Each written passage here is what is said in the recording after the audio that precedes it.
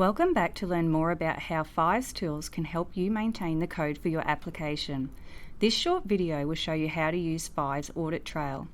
The Audit Trail tool gives you a full history of all code changes for your application. To find when code changes occurred, use the date time pickers in the From and To fields to select the duration range you want to track to see the changes. Five will list any changes that have occurred.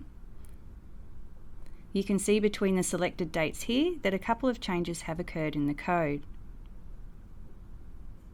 Five displays the code ID, who performed the changes, with the action they performed, and of course the exact date and time the changes occurred. And of course we have the View button here as well to be taken directly to the code.